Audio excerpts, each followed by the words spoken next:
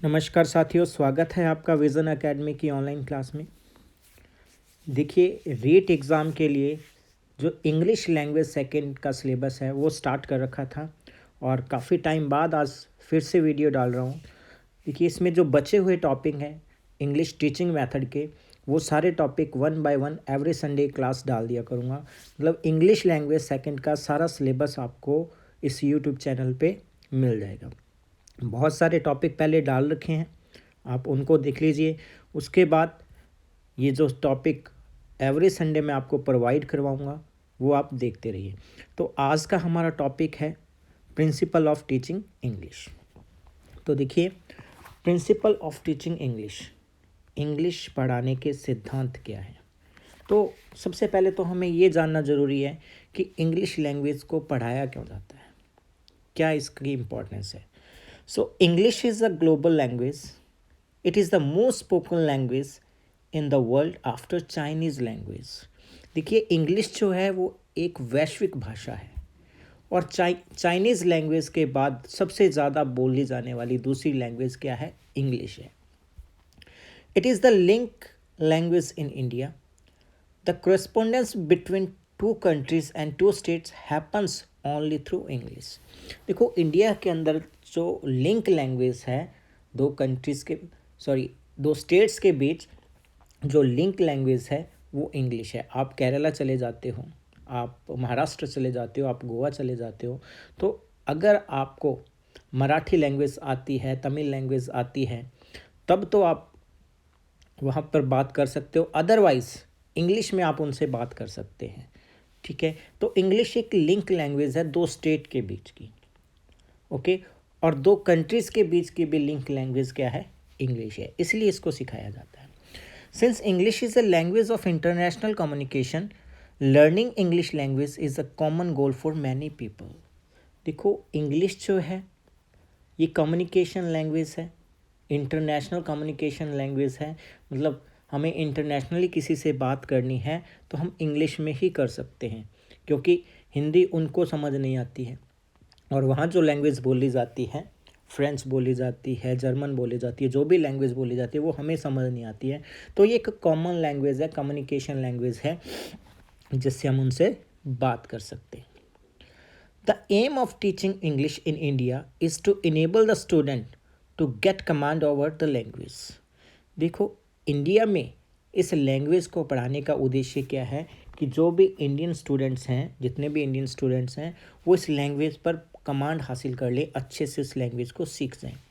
To enable the student to read, write and English fluently, ताकि बच्चे अच्छे से पढ़ सकें, लिख सकें और अच्छे से बोल सकें. But it is evident that most of the learners are not attaining their goal. बहुत सारे लर्नर्स हैं वो इंग्लिश सीख लेते हैं, 6 क्लास से स्टार्ट कर देते हैं, आजकल तो प्री नर्सरी से स्टार्ट कर देते हैं, लेकिन पढ़ने के बाद भी वो इस गोल को अटेन नहीं कर पाते हैं, अच्छे से बोल नहीं पाते हैं, अच्छे से सीख नहीं पाते हैं, अच्छे से लिख नहीं पाते हैं. बहुत सारी प्रॉब्लम्स उनको आती हैं. But it is evident that most of the learners are not attaining their goal. Students are able to succeed in examination, but they do not remember anything that they learn in their language classes, or nor do they practical command over the language. देखिए, examination में पास हो जाते हैं. हम अपने आप का उदाहरण लेके देख लेते हैं कि हम एग्ज़ामिनेशन में तो पास हो जाते हैं, 10th क्लास पास करिए, 12th क्लास पास करिए, इसमें बहुत बार हमने टेंसेस कर लिए, एक्टिव पैसिव कर लिए, डायरेक्ट इनडायरेक्ट कर लिए, ये सारी चीज़ें करके जाते हैं, एग्ज़ाम भी पास कर लेते हैं. लेकिन जब कंपटीशन देने के लिए बैठते हैं, फिर दोबारा हमें सारी टॉपिक दोबारा करने पड़ते हैं, फिर भी अच्छे से हम सीख नहीं पाते हैं. तो इसका कारण यही है कि हम वहाँ सीखते तो हैं, लेकिन सिर्फ एग्ज़ाम को पास करने के लिए प्रैक्टिकल कमांड उस पर हम हासिल नहीं करते हैं. Every language has its own principle. English language also has some principles under which we can understand learners' interest, nature, similarity and differences. देखो, हर लैंग्वेज के अपने अपने कुछ प्रिंसिपल्स होते हैं, कुछ सिद्धांत होते हैं. तो मेन ये तो मैंने सिर्फ आपको इंट्रोडक्शन बताया है, तो इसको बताने की ज़रूरत नहीं थी कि आपको भी पता है कि इंग्लिश क्यों बोली जाती है, क्यों सीखी जाती है. तो सिर्फ एक इंट्रोडक्शन आपको दिया है।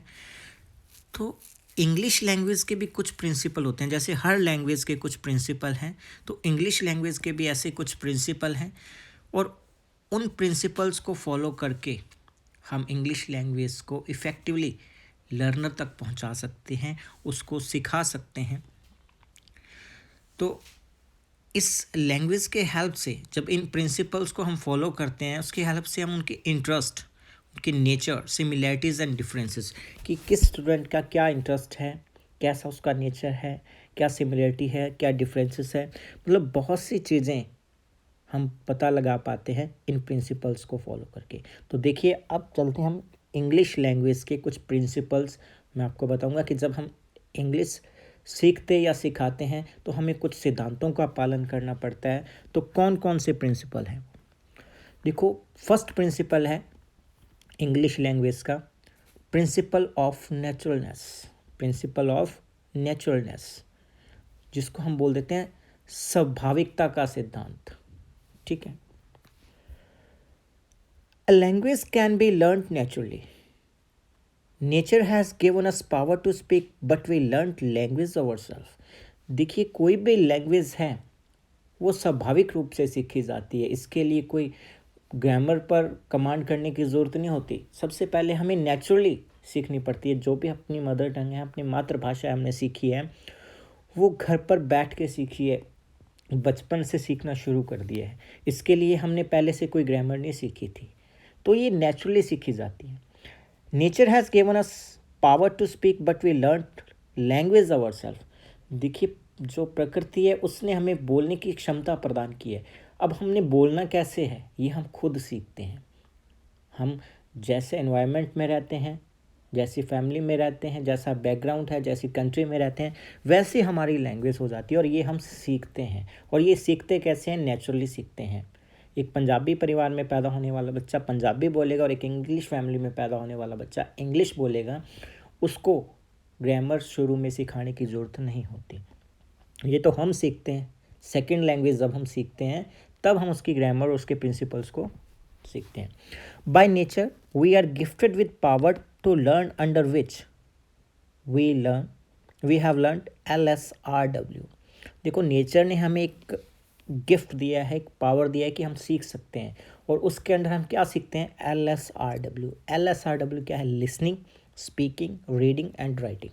कोई भी लैंग्वेज ले लो, ज़रूरी नहीं कि इंग्लिश ही, कोई भी लैंग्वेज में LSRW ये एस्पेक्ट्स जो हैं ये हम सीखते हैं।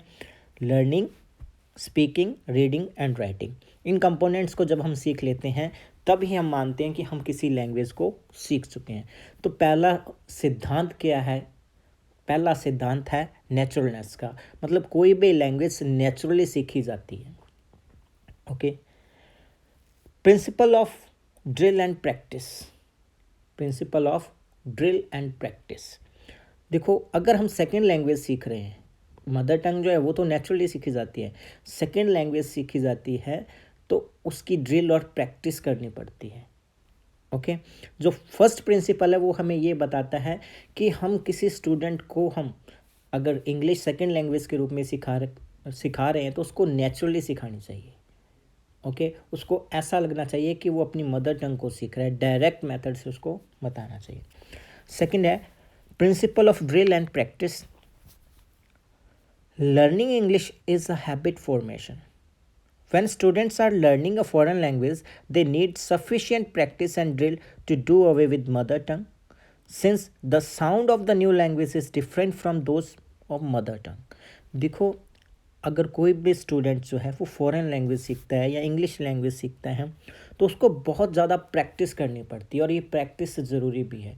बार बार उन शब्दों को बोलना, लोगों से बातचीत करना इंग्लिश में, तब भी उसकी प्रैक्टिस हो पाएगी, क्योंकि वो बहुत ज़्यादा डिफरेंट होती है उसकी मातृभाषा से, मदर टंग से। और इंग्लिश की प्रैक्टिस करते समय उसको अपनी मातृभाषा से थोड़ा दूर होना पड़ता है, मतलब उन वर्ड्स का यूज़ ही नहीं करना है, डायरेक्ट इंग्लिश में बात करनी। So it is important for teachers to help the student to master the structure and sound of English language. देखो, ये एक टीचर की रिस्पॉन्सिबिलिटी है कि वो अपने स्टूडेंट्स को, अपने जो स्टूडेंट्स हैं उनको उस लैंग्वेज पर क्या है, कमांड हासिल करवाएं, उनकी प्रैक्टिस इस तरीके से करवाएं कि वो लैंग्वेज को अच्छे से सीख पाएँ। ओके, बार बार उनको प्रैक्टिस करवाएं, डायरेक्ट मदर टंग के टच से उनको दूर रखें। नेक्स्ट है प्रैक्टिस ऑफ एक्टिविटी। ठीक है, क्रियाशीलता का सिद्धांत जिसको कह देते हैं, लर्निंग बाय डूइंग। नेक्स्ट जो प्रिंसिपल है लर्निंग बाय डूइंग, मतलब करके सीखना। In the traditional classroom students are only passive recipient of information. मतलब पहले जो क्लासेस होती थी उसमें टीचर का रोल क्या था, सिर्फ टीचर बोलता था और स्टूडेंट सिर्फ पैसिवली निष्क्रिय रूप से सुनते थे बैठ के। जो टीचर बोल गया और वो स्टूडेंट क्या है ग्रहण करता था या सीख लेता था, मतलब सवाल जवाब नहीं करता था, वो निष्क्रिय बैठकर सीखता था सिर्फ कि जो टीचर बोल रहा है। उसकी हिम्मत नहीं होती थी कि क्लास में वो क्वेश्चन भी पुट कर ले। ये ट्रेडिशनल मेथड था। Okay, now the concept of teaching has been change from teacher centric to student centric. लेकिन आजकल जो लर्निंग का कंसेप्ट है वो बदल गया है बिल्कुल। ये अध्यापक केंद्रित ना होकर विद्यार्थी केंद्रित हो गया है, मतलब लर्नर सेंट्रिक हो गया है, स्टूडेंट पर पूरा फोकस किया जाता है। Okay, activity based learning implies that student learn by doing various activities. मतलब ये सिद्धांत बताता है कि बहुत सारी एक्टिविटीज़ करके, क्लास में डिस्कस करके, ग्रुप डिस्कशन करके, डायलॉग बोलकर, ठीक है, दो स्टूडेंट्स के बीच आपस में बात करवा के स्टूडेंट बहुत अच्छे से किसी लैंग्वेज को सीख सकता है। तो इसी को कहते हैं principle of activity learning by doing. चलिए नेक्स्ट प्रिंसिपल है principle of motivation. Okay, the most important factor in second language teaching is motivation. मतलब सबसे महत्वपूर्ण फैक्टर जो है सेकेंड लैंग्वेज को सिखाने में वो है मोटिवेशन, अभिप्रेरणा, किसी को प्रेरित करना सीखने के लिए। The success of a student depends on the rate of teachers motivation of student. मतलब कोई भी स्टूडेंट की जो सक्सेस है वो डिपेंड करती है कि टीचर उसको कितना मोटिवेट कर पाता है सीखने के लिए। तो ये बहुत ही इंपॉर्टेंट फैक्टर हो गया, बहुत ही इंपॉर्टेंट प्रिंसिपल है किसी लैंग्वेज को सिखाने का, teachers motivation to student. Language teacher can not teach language effectively if they do not understand the relationship between motivation and its impact on the language acquisition। मतलब कोई भी लैंग्वेज टीचर है जो किसी लैंग्वेज को पढ़ा रहा है वो तब तक उसको इफ़ेक्टिवली नहीं पढ़ा सकता इस किसी लैंग्वेज को जब तक उसको ये नहीं पता है कि जो मोटिवेशन बच्चों को वो देगा, जो टीचर मोटिवेशन देगा बच्चों को, वो बच्चों पर कितना, लर्नर पर कितना प्रभाव डालेगा। उसको खुद को पता होना चाहिए कि जितना मोटिवेट हम बच्चों को कर पाएंगे उतना ही वो जल्दी किसी लैंग्वेज को सीख पाएगा। So the teacher's job is to create friendly environment in which all the student feel recognised and valued. मतलब टीचर का रोल यही है कि वो ऐसा एनवायरनमेंट तैयार करे, ऐसा इन्वायरमेंट बनाए, फ्रेंडली इन्वायरमेंट बनाए जिसमें हर बच्चा अपने आप को क्या इम्पोर्टेंट समझे, रिकॉग्नाइज समझे। ऐसा नहीं है कि आप कुछ स्टूडेंट्स को इग्नोर कर रहे हो और कुछ स्टूडेंट्स से बात कर रहे हो, तो उनको इक्वली मोटिवेट करो, इक्वली उनसे बात करो। ओके, तो वो अच्छे से सीख पाएंगे। Motivate the students by providing previous years students achievement. मतलब पिछले साल जो बच्चे पढ़ के गए हैं उन्होंने जो अचीवमेंट्स हासिल किए हैं तो उनका एग्जाम्पल देकर भी हम स्टूडेंट्स को क्या है मोटिवेट कर पाते हैं। तो प्रिंसिपल ऑफ मोटिवेशन है। नेक्स्ट है principle of interest. Principle of interest, language can be quickly learn if curiosity is created in it. मतलब किसी भी लैंग्वेज को उसके अंदर उत्सुकता पैदा की जाए, सीखने के प्रति स्टूडेंट्स की उत्सुकता पैदा की जाए, क्यूरोसिटी पैदा की जाए तो बड़ी इजीली सीखा जा सकता है। सो teacher should create interest of learners in what is being taught. इसलिए जो कुछ भी पढ़ाया जा रहा है टीचर को चाहिए कि बच्चों के अंदर रुचि पैदा करे, इंटरेस्ट पैदा करे, क्यूरोसिटी पैदा करे, तो वो अच्छे से सीख पाते हैं। For this purpose teacher should create friendly environment to create interest of the students. और इसीलिए एक टीचर को क्या चाहिए कि वो फ्रेंडली इन्वायरमेंट क्रिएट करे, क्लासरूम में एक ऐसा माहौल पैदा करे जो बच्चे इंटरेस्ट लेकर पढ़ सकें। ऐसा नहीं है कि आप इस तरीके से पढ़ा रहे हो कि कुछ बच्चे तो उसमें इंटरेस्ट ले रहे हैं और कुछ अपनी बातों में लगे हुए हैं, कुछ बच्चों का इंटरेस्ट नहीं है। सभी को इक्वली लेके चलो, सभी के अंदर क्यूरोसिटी पैदा करो, इंटरेस्ट पैदा करो, तो बहुत ईजिली और बहुत जल्दी स्टूडेंट्स उसको सीख पाते हैं। Next principle is principle of definitive AIIMS and objectives.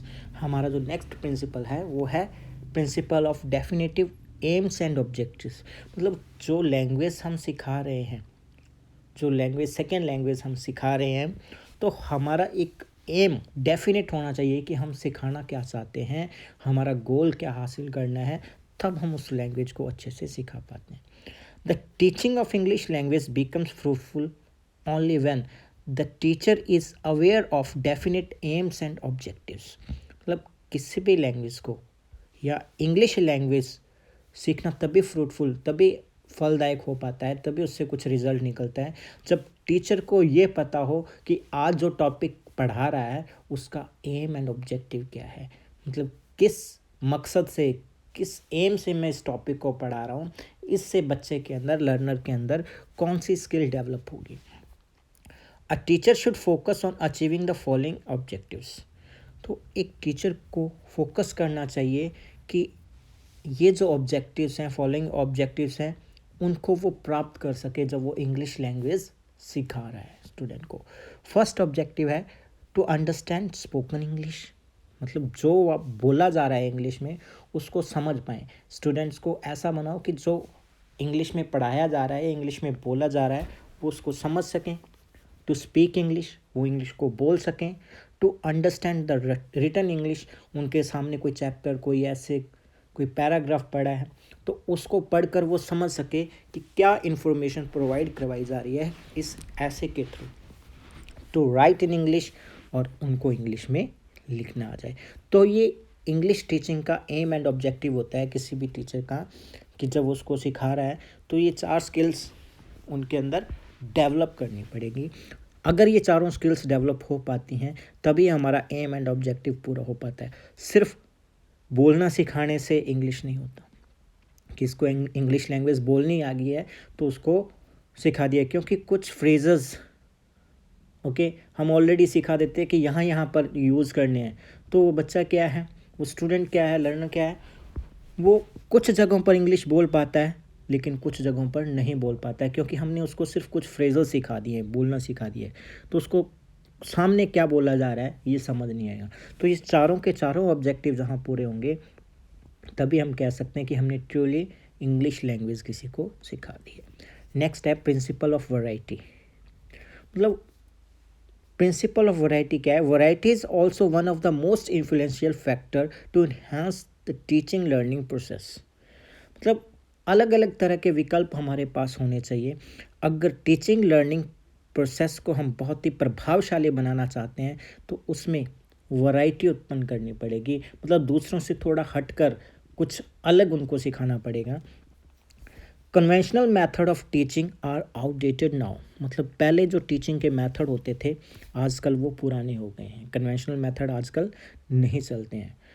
The teacher can bring variety in the classroom by using different learning activities. मतलब टीचर जो है अलग अलग एक्टिविटीज़ करके क्लास में एक वैरायटी ला सकता है, एक नए प्रकार से उनको सिखा सकता है। Feedback techniques, resources and various teaching approaches to make the classroom lively and interesting. मतलब क्लासरूम को इंटरेस्टिंग बनाने के लिए बहुत सारे वो उपागम यूज़ कर सकता है, बहुत सारे विकल्प यूज़ कर सकता है, बहुत सारे रिसोर्सेज या टेक्निक, मतलब कई तरीके से वो अपनी क्लास को क्या है इंटरेस्टिंग बना सकता है। मतलब कुछ जो ट्रेडिशनली सीखते आ रहे हैं बच्चे उससे थोड़ा हटकर अगर सिखाया जाए तो बहुत अच्छे से सीख पाता है। तो ये हमारे 2 प्रिंसिपल थे। एक तो था principle of aim and objective, मतलब लर्निंग, जो लर्निंग इंग्लिश प्रोसेस है उसमें हमारे एम्स एंड ऑब्जेक्टिव्स ये होने चाहिए कि बच्चा बोल सके, बच्चा लिख सके, बच्चा समझ सके। ओके, और उसको नेक्स्ट है प्रिंसिपल ऑफ वैरायटी। मतलब इसमें इस तरीके का एनवायरनमेंट तैयार करना क्लास में कि बच्चे इंटरेस्ट ले सकें। ओके, डिफरेंट टेक्निक्स को यूज़ करके हम स्टूडेंट्स को पढ़ा सकते हैं। तो ये है प्रिंसिपल ऑफ वैरायटी। नेक्स्ट है principle of sympathy and cooperation, मतलब सहानुभूति और सहयोग का सिद्धांत। नेक्स्ट जो इंग्लिश टीचिंग का प्रिंसिपल है वो है सहानुभूति और सहयोग का सिद्धांत। देखो, कोई भी लैंग्वेज की आप तैयारी कर रहे हो तो उसमें जो टीचिंग प्रिंसिपल है तो वो एक ट्रांसलेट ही करना है, आपको सभी में काम आ सकता है, ये हिंदी में भी काम आ सकता है कि सहानुभूति और सहयोग का सिद्धांत क्या है। Teaching learning is cooperative process. Okay, तो सीखना और सिखाना, ठीक है, सीखना सिखाना एक कोऑपरेटिव प्रोसेस है, मतलब दोनों के सहयोग से संभव हो पाती है। In case of classroom disagreement, teacher should cultivate unbiased outlook and make decision on the based of interest of all.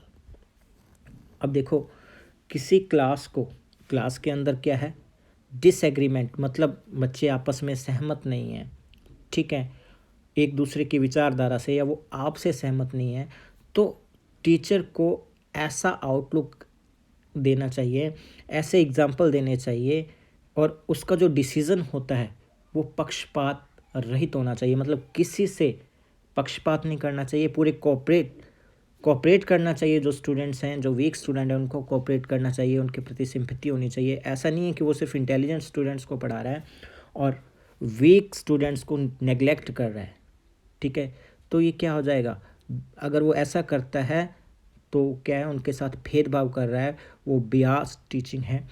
अनबियास तरीके से उसको टीचिंग करवानी चाहिए। ओके, नेक्स्ट है प्रिंसिपल ऑफ प्लानिंग, मतलब effective teaching requires proper planning. अच्छी teaching आप करवाना चाहते हो तो उसके लिए आपकी प्रॉपर प्लानिंग होनी चाहिए। Effective planning involve 4 basic components, मतलब अगर अच्छे से आप किसी लैंग्वेज को पढ़ाना चाहते हो तो आपकी पूरी प्लानिंग होनी चाहिए, और इस प्लानिंग में कुछ बेसिक कंपोनेंट्स होते हैं। कौन कौन से?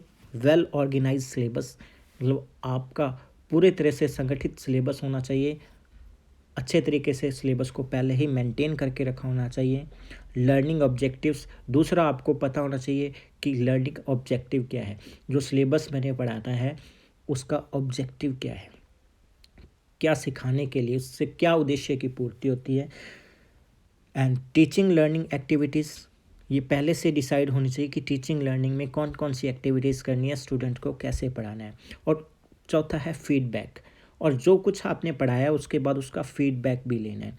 अगर ये पूरी प्लानिंग की हुई है फिर ही आपकी टीचिंग क्या है, इफ़ेक्टिव होगी, अदरवाइज़ टीचिंग आपकी इफ़ेक्टिव नहीं होगी। ओके, तो ये 4 जो स्टेप्स हैं, ये 4 कंपोनेंट्स हैं, इनको फॉलो करके हम अपनी टीचिंग लर्निंग प्रोसेस को क्या है, इफ़ेक्टिव बना सकते हैं। आपका सिलेबस वेल ऑर्गेनाइज्ड होना चाहिए, लर्निंग ऑब्जेक्टिव पता होना चाहिए, टीचिंग एंड लर्निंग एक्टिविटीज़, कौन कौन सी एक्टिविटीज़ इसमें होंगी, फीडबैक स्टूडेंट्स का लेना ज़रूरी है, लर्नर का फीडबैक ज़रूरी है। उसके बिना आपको पता नहीं चल पाएगा कि जो आपने सिखाया है वो स्टूडेंट तक पहुंच पाया है या नहीं पहुंच पाया है। नेक्स्ट है principle of creativity. Principal of creativity, तो रचनात्मकता का सिद्धांत, ठीक है। Creativity makes difference in the classroom. जो क्रिएटिविटी है, रचनात्मकता है, ये क्लास में एक डिफरेंस लेके आती है। In the process of teaching learning, the teacher should give a creative lesson on various topics that boost learners ability to come up with imaginative ideas. मतलब टीचिंग लर्निंग प्रोसेस में एक teacher को क्या करना चाहिए, एक ऐसा लेसन या ऐसा टॉपिक देना चाहिए जिससे क्या स्टूडेंट अपने खुद के इमेजिनेटिव आइडिया बता सकें। ऐसा नहीं है कि आपने टॉपिक दे दिया और ऐसा टॉपिक दे दिया, रटा रटाया टॉपिक दे दिया कि आप कल याद कर गया ना, या आप बता देना, ठीक है, उसको याद करना और सुना देना, तो उसमें क्रिएटिविटी नहीं है। टॉपिक ऐसा दो, ठीक है, टॉपिक ऐसा दो कि वो अपने इमेजिनेटिव आइडियाज़ को एक्सप्रेस कर सकें, क्लास के अंदर बता सकें। तो ये है प्रिंसिपल ऑफ क्रिएटिविटी, मतलब चैप्टर आपका ऐसा होना चाहिए, टॉपिक ऐसा होना चाहिए जिससे वो कुछ खुद से लिख पाएँ, ऐसा नहीं कि जो बुक में लिखा है उसी को रिपीट करते हैं। Okay, creative classroom provide environment where students are encouraged to express their ideas and think out of the box.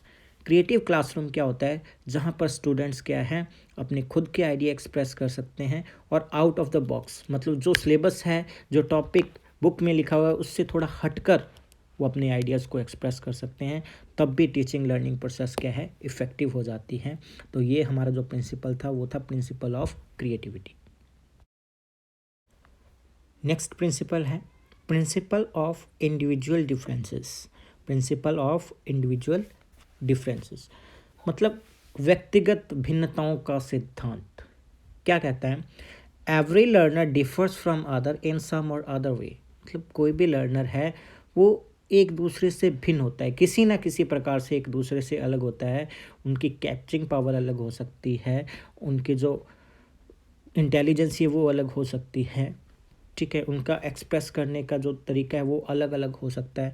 मतलब कई तरीके से एक स्टूडेंट दूसरे से क्या है, डिफरेंट होता है। A teacher should keep in mind that the learning capacity of all student is not the same. कि एक टीचर को ध्यान रखना चाहिए कि जितने भी स्टूडेंट हैं सबकी लर्निंग कैपेसिटी क्या है, सेम नहीं है। मतलब कुछ बच्चों को ध्यान में रखकर उसको क्लास में नहीं पढ़ाना चाहिए, बल्कि सभी बच्चों को ध्यान में रखकर पढ़ाना चाहिए। So the teacher should follow this principle to improve the language skill of a learner. किसी लर्नर के लैंग्वेज स्किल को इम्प्रूव करने के लिए एक टीचर को इस प्रिंसिपल को फॉलो करना चाहिए। अपने माइंड में ये बात रखनी चाहिए कि जितने भी स्टूडेंट्स हैं सबकी लर्निंग कैपेसिटी अलग अलग है, तो उनके अकॉर्डिंग क्लासरूम में अपने आइडियाज़ को एक्सप्रेस करना चाहिए। उसकी जो टीचिंग प्रोसेस होनी चाहिए वो सभी बच्चों को ध्यान में रख होनी चाहिए, बल्कि कुछ बच्चों को ध्यान में रखकर उसकी टीचिंग प्रोसेस नहीं होनी चाहिए। तो ये है प्रिंसिपल ऑफ इंडिविजुअल डिफरेंस। अब देखिए लास्ट प्रिंसिपल है हमारा principle of feedback. Okay, feedback is an essential element of improving learning process. मतलब जब हम फीडबैक लेते हैं, जो कुछ हमने सिखाया है बच्चे को कितना समझ आया उसको हम बोल देते हैं फीडबैक। ओके, और ये बहुत ही एसेंशियल एलिमेंट होता है।